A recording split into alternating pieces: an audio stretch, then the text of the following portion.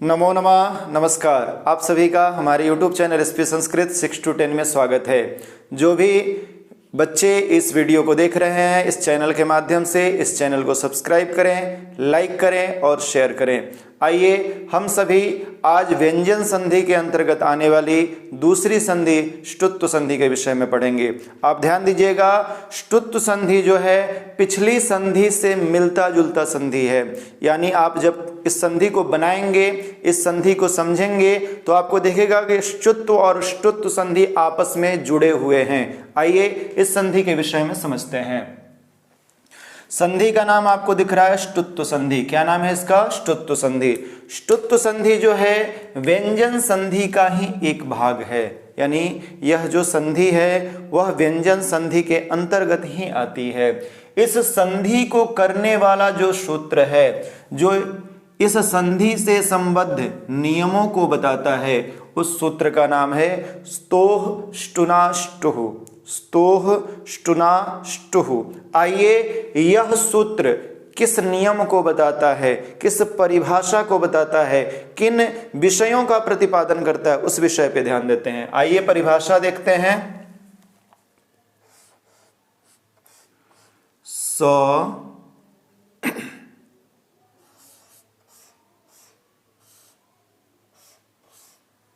स या तवर्ग का स से आप सकार भी लिख सकते हैं, स से आप सहलंत भी लिख सकते हैं। स या तवर्ग का यदि क्षमा चाहता हूं, यहां पे आपको लिखना है मूर्धन्य षकार। स या तवर्ग का यदि श या टवर्ग के साथ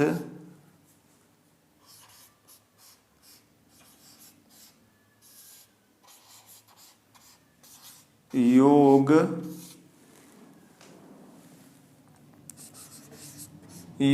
हो तो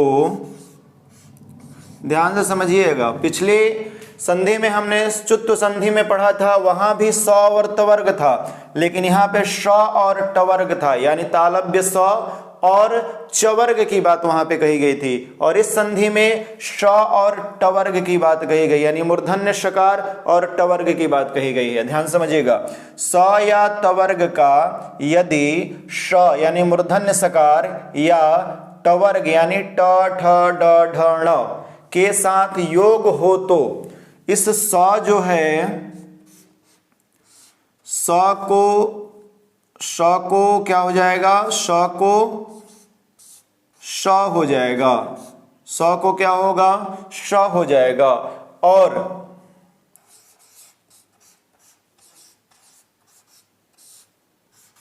तवर्ग को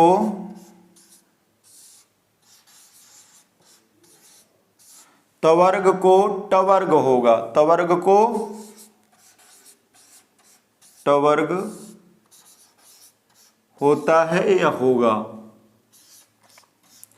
पुनः इस विषय को आप पढ़ें, इस नियम को पढ़ें। स या तवर्ग का, तवर्ग यानी त थ द ध न, तवर्ग यानी त समूह के पांचों वर्ण।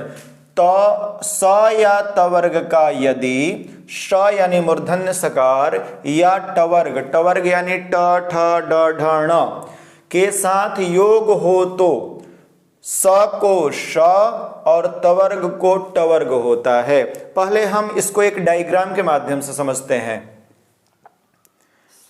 कहता है स हो या क्या हो? तवर्ग हो।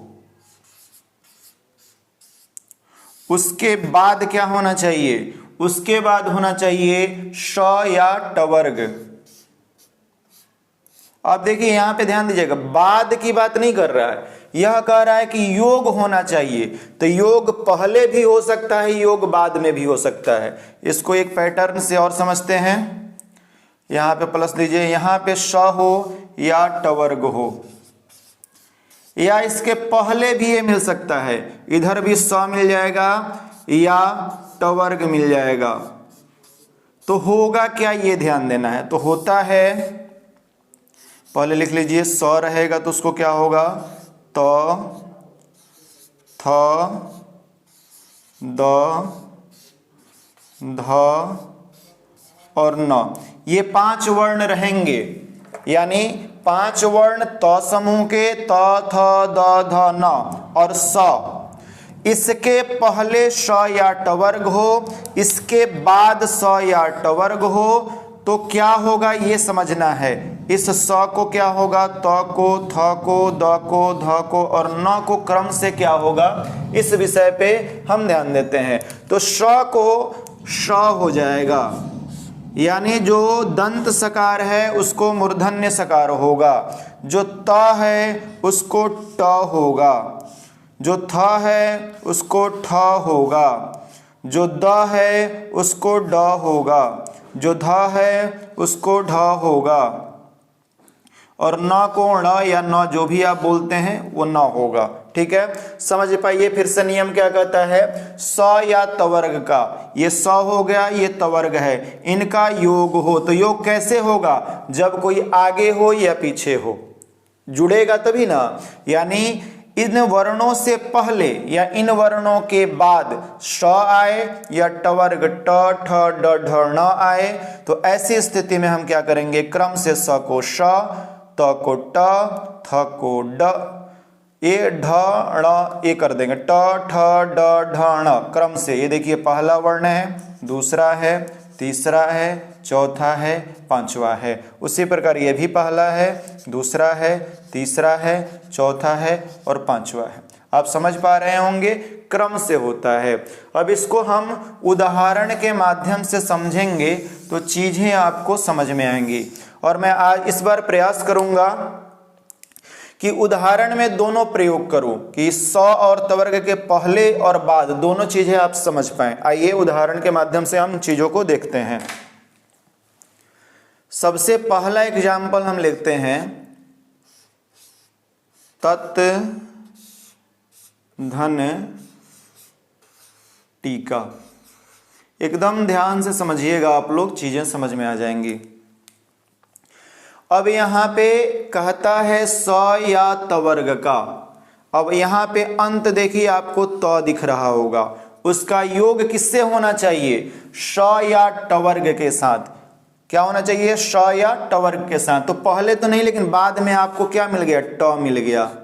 अब जैसे आपको ट मिला, आप क्या करेंगे, इसको हटाएंगे त को और यहाँ पे ट लिखेंगे। क्यों लिखेंगे, क्योंकि त के जगह पे ट होता है। समझ पा रहे हैं, नियम क्या कहता है, त के जगह पे ट करना। अब इनको मिलाइए, मिला देंगे तो बन जाएगा त ट टी का। एक तो ऐसे लिखते हैं या इसे ऐसे भी लिखते हैं, तट टीका। तट टीका का अर्थ होता है, आपने पढ़ा होगा, बहुत सारे संस्कृत वाङ्मय के पुस्तक हैं जिनकी टीकाएं उपलब्ध हैं, यानी उसकी व्याख्या। किसी भी पुस्तक की व्याख्या टीका रूप में होती है, यानी उसकी टीका, उसकी व्याख्या। आइए अगला उदाहरण हम देखते हैं, रामस टीकते।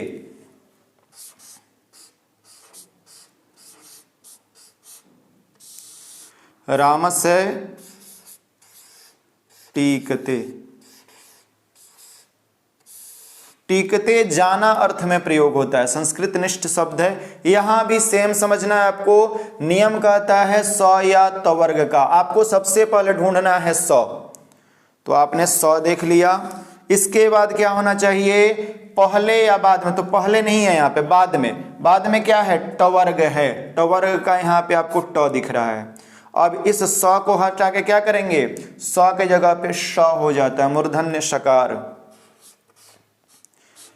स लिख दीजिए। अब मिलाइए,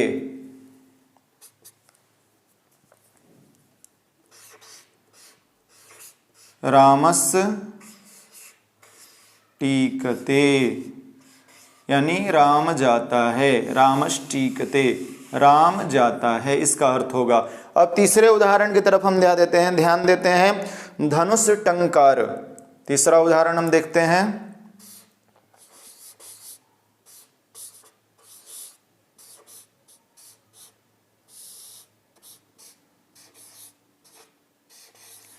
धनुष धन टंकार। ध्यान दीजिएगा, ये टंकार जो है ऐसे भी लिखा जाता है, अंग कर दीजिए कर। सामान्य बच्चे हैं नहीं समझ पाएंगे, इसलिए मैंने यहाँ पे ऐसे लिखा है। चलिए अब ये ध्यान दीजिए, यहाँ पे पुनः वही नियम, स या त वर्ग। आपको यहाँ पे स दिख रहा होगा, स के जस्ट बाद आपको ट दिख रहा होगा। यह जो स है उसके जगह पे श हो जाएगा। क्या होगा? श हो जाएगा। अब इसको मिलाइए आप, बन जाएगा धनुष टंकार। क्या बन गया? धनुष टंकार। धनुष टंकार एक बीमारी का नाम है। धनुष टंकार जो है आपने सुना होगा टेटनस का, टीटनस होता है, टेटनस का नाम सुना, उस बीमारी को धनुष टंकार कहते हैं। क्या कहते हैं? धनुष टंकार। आइए दूसरे, इससे अगले उदाहरण की तरफ हम ध्यान देते हैं। पहला हो गया उदाहरण, दूसरा उदाहरण, तीसरा उदाहरण आपका हो गया। अब चौथा उदाहरण देखते हैं, इष्ट।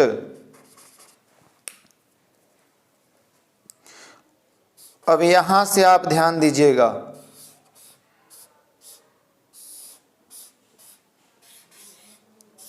अब चीजें पलट गई। यहां तक आप देखेंगे तो आपको पहले वर्ण में स या त वर्ग दिखा, यानी यहां त था, यहां स था, यहां स था। अब यह विपरीत है, पहले आपको स दिखेगा। यह नियम अब यहां पे होगा। योग हो रहा है कैसे, देखिए। नियम आपका कहता है स या त वर्ग का, यहाँ क्या है? त वर्ग है, उससे जस्ट पहले क्या है? श है। आपको बताया था ना मैंने कि स या त वर्ग के पहले या बाद में, ध्यान से समझिएगा, स त थ द ध ये जो वर्ण है, इससे पहले स या ट वर्ग हो या इसके बाद में स या ट वर्ग हो तो होना उसको वही है। क्या होगा? स को श, ये क्रम स होगा। अब यहाँ आइए, इस यहाँ पे त मिला और त के पहले, ये देखिए स हलंत है, आधा है, इसलिए योग हो रहा है। अब इस त के जगह पे ट हो जाएगा। पुनः आप नियम में देखेंगे, त को ट। अब देखिए त पूरा है इसलिए ट पूरा हुआ है, त हलंत होता तो ट हलंत होता। अब इसको मिलाइए, क्या बन जाएगा? इष्ट। इष्ट का अर्थ होता है वांछनीय। इष्ट का अर्थ क्या होता है? वांछनीय, जिसको आप चाहते हैं, जिसको मानते हो, आपके इष्ट होते हैं। आइए इससे एक और अगला उदाहरण हम लोग देखते हैं। एक शब्द है विष,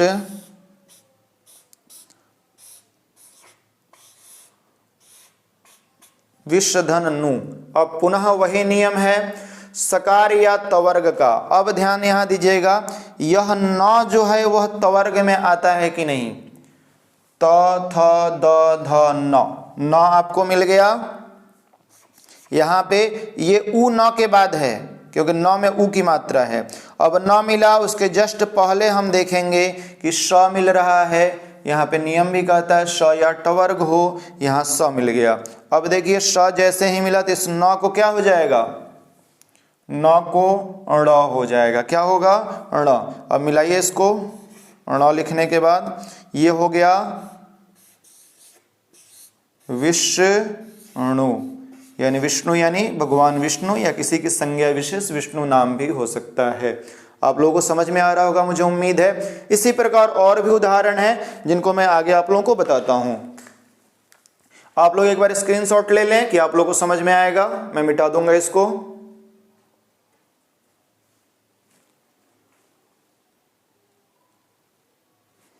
चलिए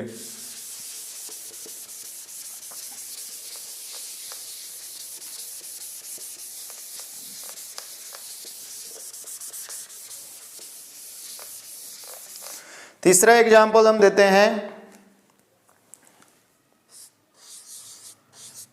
कृष है, धन नह है, या कृष्ण धन, कृष्ण धन न लिखिए, ठीक है। पुनः नियम आपका वही है कि स के बाद क्या हो? स हो, स का यानी तवर्ग का मूर्धन्य श या टवर्ग के साथ योग हो। तो आपको यहाँ पे न दिख गया, न के पहले हमने देखा तो क्या मिला आपको? श मिला। आपका नियम क्या कहता है कि श या टवर्ग के योग में किससे? स या तवर्ग का। अब इस न के जगह पे आप क्या लिखेंगे?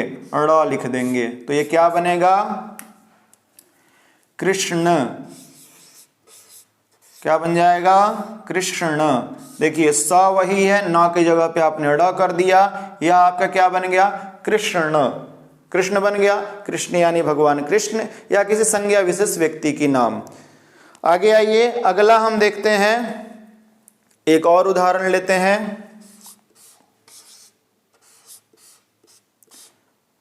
पेश है धन ता है।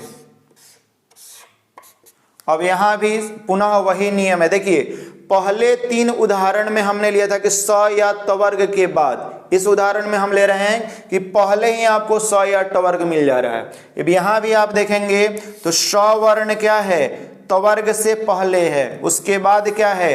त है, तो त के जगह पे क्या होगा? ट हो जाएगा। अब इसको मिलाइए, पेशटा। क्या बन गया? पेष्टा। पेष्टा का अर्थ होता है पीसने वाला। पेष्टा का अर्थ क्या होता है? पीसने वाला। मुझे उम्मीद है आप लोग ष्टुत्व संधि के विषय में समझ पाए होंगे। देखिए ष्टुत्व संधि, ष्टुत्व संधि दोनों परस्पर जुड़े हुए हैं। आप नियमों को भी देखेंगे तो दोनों में सामंजस्यता दिखेगी। मुझे उम्मीद है आप लोग अच्छे से पढ़ेंगे, इसका घर पे अभ्यास करेंगे। धन्यवाद।